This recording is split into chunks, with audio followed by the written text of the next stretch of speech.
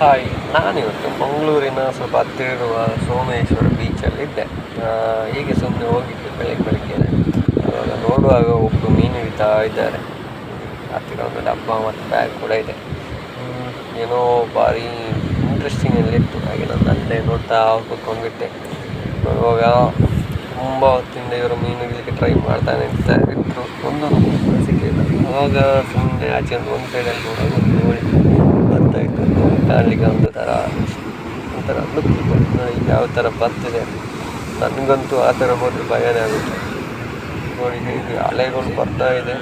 ಇದು ಒಂದು ಸೈಡಲ್ಲಿದೆ, ಇನ್ನು ಮಧ್ಯದಲ್ಲಿ ಹೋದರೆ ಹೇಗಿರ್ಬೋದು, ಯಾವ ಥರ ಬರ್ಬೋದು, ತುಂಬ ಭಯ. ಅವರಿಗೆ ಒಂಚೂರೂ ಭಯ ಇಲ್ಲ, ಆರಾಮಾಗಿ ಹೋಗ್ತಾ ಇದ್ದಾರೆ. ಹೀಗೆ ನೋಡುವಾಗ ಹಿಂದೆ ನೋಡುವಾಗ ಅಣ್ಣ ಇಳಿತಾ ಇದ್ದಾರೆ. ಮೋಸ್ಟ್ಲಿ ಮೀನು ಸಿಕ್ಕಿರಬೇಕು. ಇಳಿತಾ ಇದ್ದಾರೆ. ದೊಡ್ಡ ಮೀನು ಇರ್ಬೋದಾ, ಚಿಕ್ಕ ಮೀನು ಇರ್ಬೋದಾ? ಚಿಕ್ಕ ಮೀನು ಸಿಕ್ಕಿದೆ ಇವರಿಗೆ. ಚಿಕ್ಕ ಮೀನು, ಯಾವ ಮೀನು ಗೊತ್ತಿಲ್ಲ. ಇನ್ನೇನು ಮಾಡ್ತಾರೆ, ತೆಗೆದು ಆ ಡಬ್ಬದೊಳಗೆ ಹಾಕ್ತಾರೆ. ಆ ಡಬ್ಬದೊಳಗೆ ಬೇರೊಂದು ಮೀನಿತ್ತು, ಬಟ್ ಅಣ್ಣ ನೋಡಲಿಕ್ಕೆ ಬಿಡ್ಡಿಲ್ಲ.